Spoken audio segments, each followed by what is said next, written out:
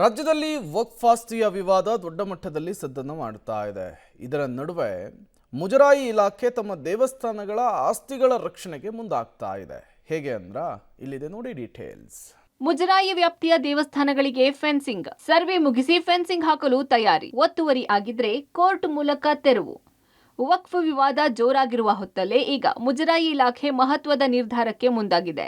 ಮುಜರಾಯಿ ವ್ಯಾಪ್ತಿಯ ದೇವಸ್ಥಾನಗಳ ಜಾಗ ರಕ್ಷಣೆಗೆ ಮುಂದಾಗಿದೆ. ದೇಗುಲಗಳ ಜಾಗಗಳನ್ನ ಸರ್ವೆ ಮಾಡಲು ಜಾಗಕ್ಕೆ ಬೇಲಿ ತಂತಿ ಹಾಕೋಕೆ ನಿರ್ಧಾರ ಮಾಡಿದ್ದಾರೆ. ಶೀಘ್ರದಲ್ಲೇ ಸರ್ವೆ ಆರಂಭ ಮಾಡಲಿದ್ದಾರಂತೆ. ಈಗಾಗಲೇ ಸರ್ವೆ ಮಾಡಿದ್ದಾರೆ. 3 ಜನ ಸರ್ವೇಯರ್ಸು ಸರ್ವೆ ಮಾಡ್ತಾ ಇದ್ದಾರೆ. ಅದಕ್ಕೆ ಒಂದು ಎಕ್ವಿಪ್ಮೆಂಟ್ 6.5 ಲಕ್ಷದ ಒಂದು ಬೇಕು ಅಂತ ಕೇಳಿದ್ರು. ಅದಕ್ಕೂ ಕೂಡ ಇವಾಗ ಅನುಮೋದನೆ ಕೊಟ್ಟಿದ್ದೀವಿ. ಆಮೇಲೆ ಒಂದು ಟಾರ್ಗೆಟ್ ಕೊಟ್ಟಿದ್ದೀವಿ.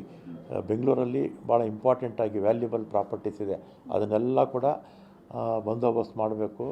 ಬೆಂಗಳೂರಿನಲ್ಲೂ ಸಾವಿರಾರು ಎಕರೆ ಮುಜರಾಯಿ ಜಾಗ ಇದೆ. ಆ ಜಾಗ ಒತ್ತುವರಿ ಆಗಿದೆಯಾ ಅಂತ ಪರಿಶೀಲನೆ ಮಾಡಲಿದ್ದಾರಂತೆ. ಸರ್ವೆ ಮಾಡಿದಾಗ ಒತ್ತುವರಿ ಆಗಿದ್ರೆ ಕೂಡಲೇ ಕೋರ್ಟ್ ಮೂಲಕ ತೆರವಿಗೆ ಪರ್ಮಿಷನ್ ತಂದು ತೆರವು ಮಾಡ್ತೀವಿ ಎಂದಿದ್ದಾರೆ.